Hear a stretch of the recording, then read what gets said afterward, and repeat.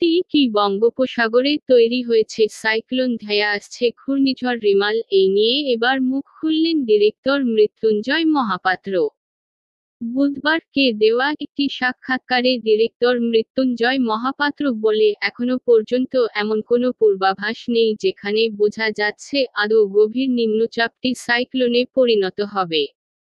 শুক্রবার সকালে বঙ্গোপসাগরের মধ্যবর্তী অংশে এটি নিম্নচাপে পরিণত হবে। তবে সেই নিম্নচাপটি কতটা শক্তিশালী হবে তা নিয়ে এখনো পর্যন্ত কোনো সঠিক পূর্বাভাস নেই।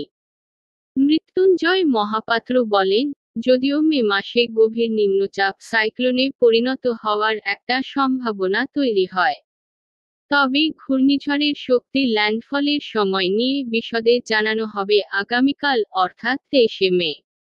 ওড়িশায় এর কোনো সরাসরি প্রভাব পড়বে না বলেও জানিয়েছেন তিনি। ডিরেক্টরের কথায়, পশ্চিমবঙ্গ এবং ওড়িশার উপকূলীয় অঞ্চলে ভারী বৃষ্টিপাতের সম্ভাবনা রয়েছে। 25শে মে সন্ধ্যার পর থেকে বৃষ্টির পরিমাণ বাড়বে বাংলাদেশে। সমুদ্র উত্তাল থাকবে। মৎস্যজীবীতে ফিরে আসায় মঙ্গল। আন্দামান ও নিকোবর দ্বীপপুঞ্জে আগামী 26শে মে পর্যন্ত সতর্ক জারি করা হয়েছে।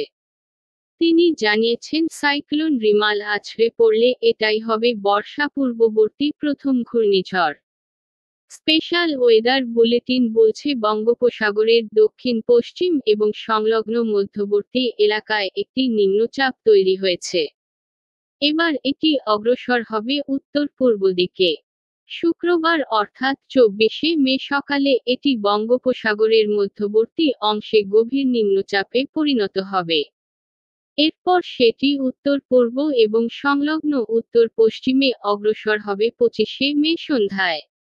বুধবার থেকে বঙ্গোপসাগরে 35 থেকে 55 কিলোমিটার বেগে ঝোড়ো হাওয়া বইতে শুরু করেছে বঙ্গোপসাগর সংলগ্ন এলাকায়। এই হাওয়ার গতিবেগ ক্রমশ বাড়বে বলেই জানা যাচ্ছে। 23শে মে বঙ্গোপসাগরের মধ্যবর্তী অংশে 60 কিলোমিটার বেগে ঝড়ের সম্ভাবনা। 24শে মে শক্তি বৃদ্ধি হয়ে ঝড়ের গতিবেগ হবে 70 কিলোমিটার। দুর্যোগ চলবে 25 এবং 26 মেও।